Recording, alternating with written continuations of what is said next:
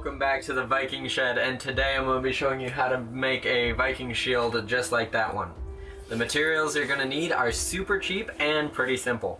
You're going to need a 4x8 sheet of ½ an inch thick insulation foam, paint of whatever color you would desire, contact cement, craft foam, googly eyes, plastic bowls, and plastic plates. Plastic bowls and plastic plates I sourced from the dollar store. And if you want to add a little extra touch to the paint job, a little tube of Rub and Buff silver paint. A Sharpie, a wire brush, a hot knife, a respirator, masking tape, a knife, some paint brushes. Also, you'll want some sort of power sander, and that's all we really need to get started. We're going to start by taking our sheet of insulation foam and measuring out roughly a 2 foot by 2 foot square.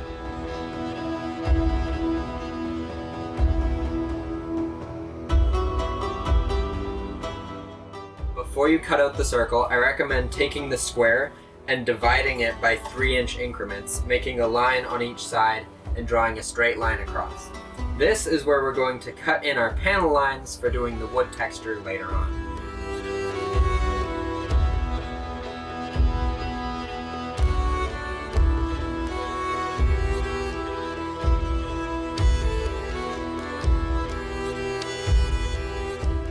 Then you want to measure and find the center of the square.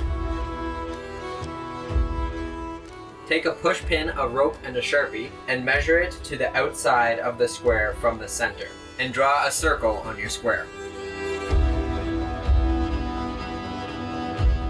Next, you can cut that out however you wish. You can use a simple box cutter. I have a bandsaw, so that's what I'm going to be using.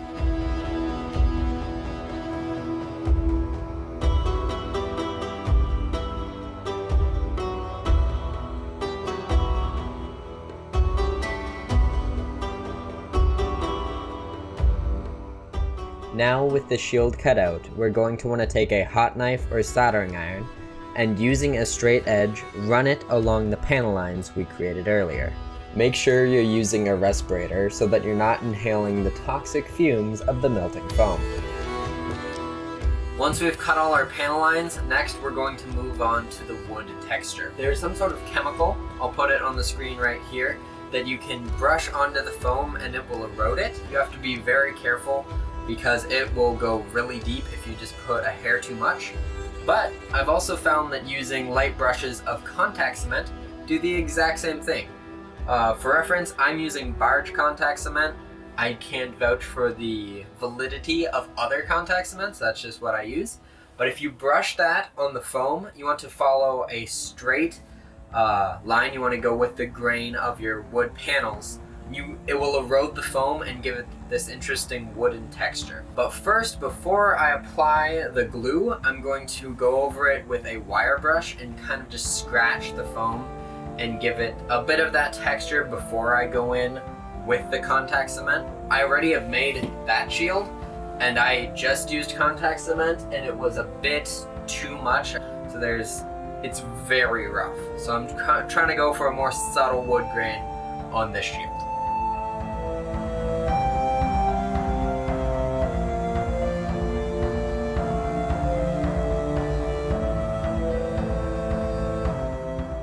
I forgot there was a thin layer of protection between the foam and, well, you.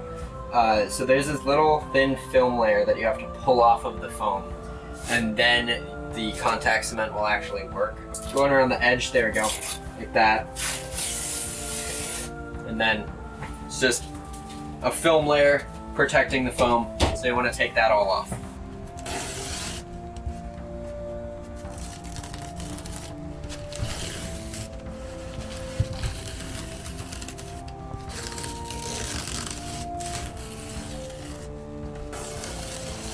Alright, now that the plastic's all off, I'm going to hit it with the brush again, just so I can get a little more texture.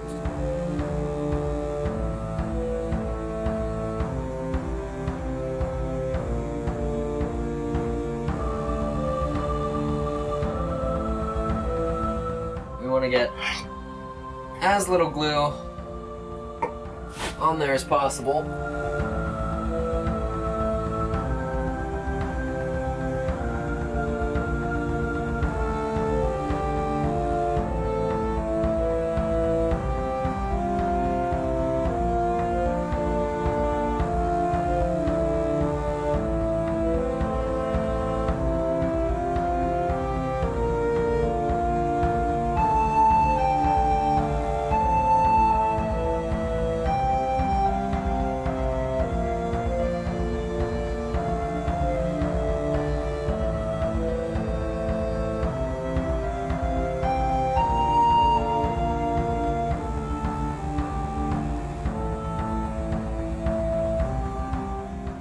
Okay, now we have all of the strips to go around the edge of the shield cut.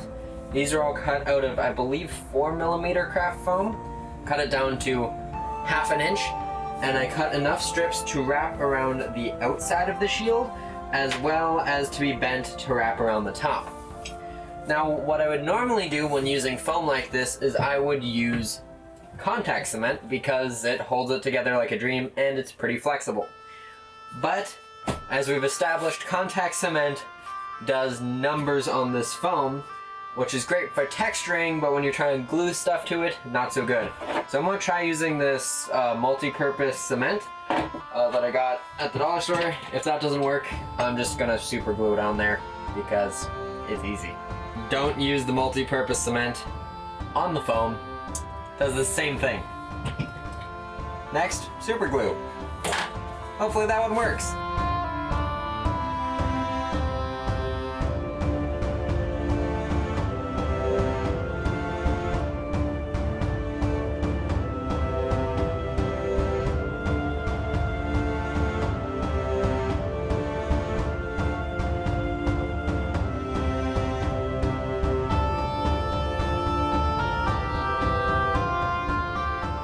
Well, I got the rim of the shield mostly on, but even with preparing ahead of time with extra super glue, I still ran out. I've used 3 tubes of super glue so far, so I'm gonna run to the store and buy some more. So if you're making this yourself, just keep in mind, you need a lot of glue.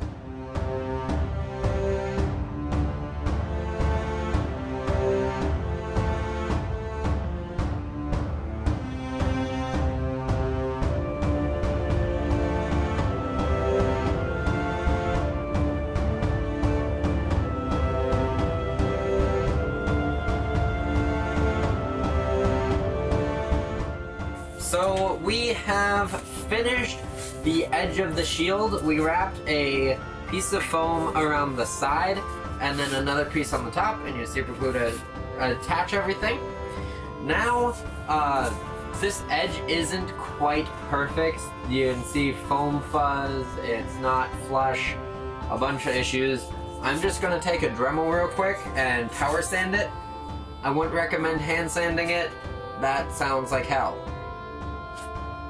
So, I'm gonna use a Dremel, clean up the edge of the shield, and then we're gonna put some googlyas on here as rivets.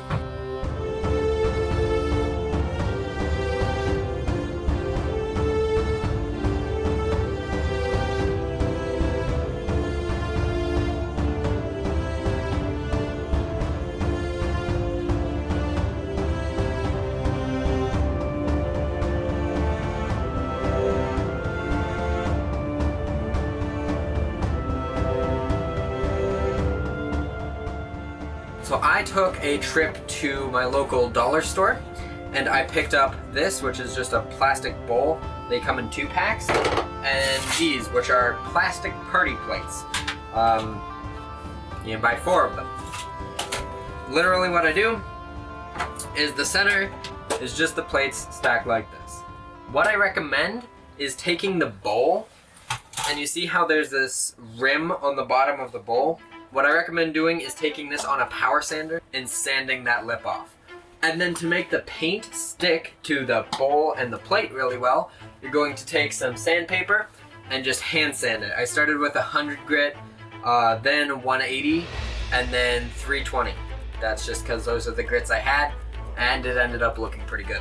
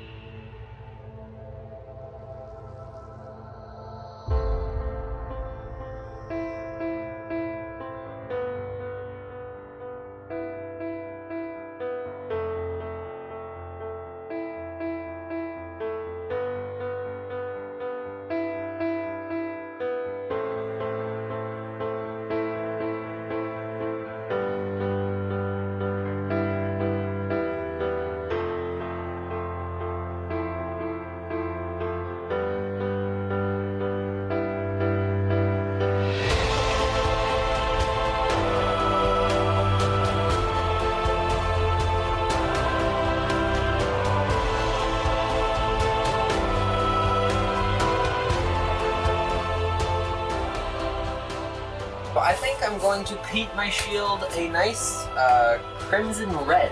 Then I will do some weathering on it, make it look like the paint is kind of worn, make more of the wood-ish elements show through, and then make the pattern on top of all of that. Well, my painting booth is a little small for a Viking shield, but it's not stopping me.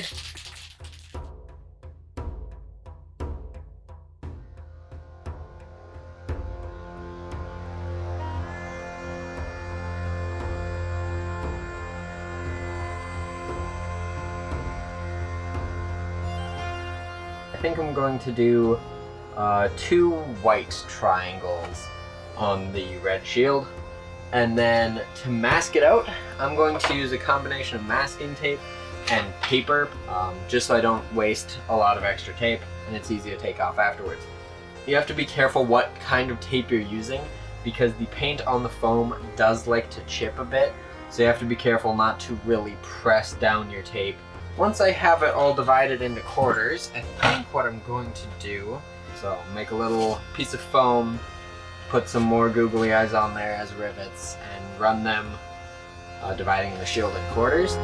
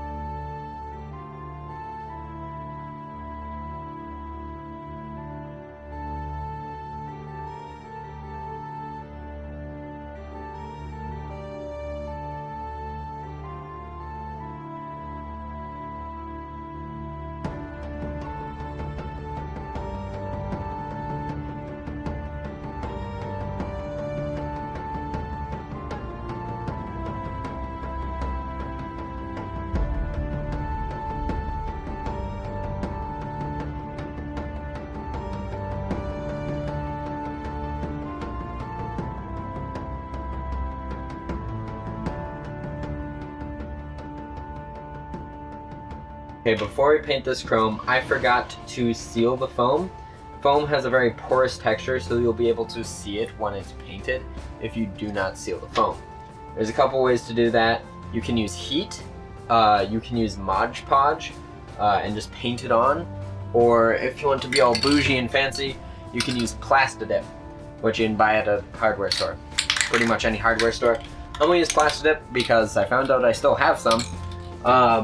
And it will cover it in like a thin rubber that will make the foam less porous and hold the paint better.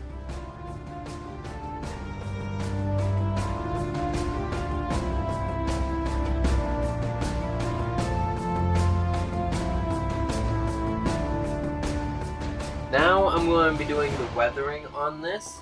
I've been thinking about how I want to do it, and I think I'm going to take a dry brush, and I'm going to dry brush black.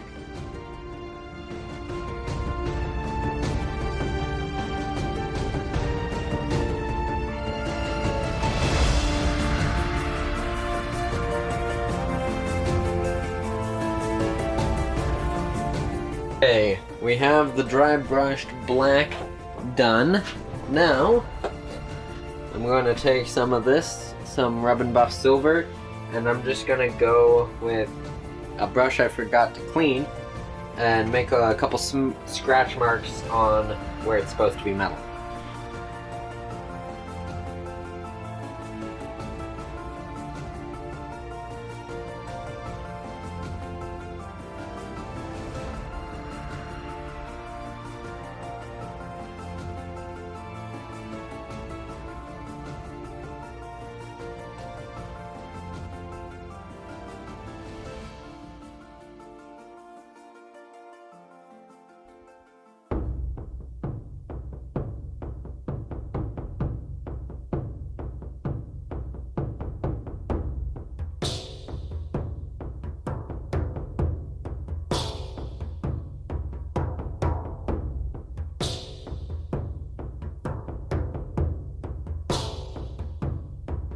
Well, I hope you enjoyed the video and at least got something out of it.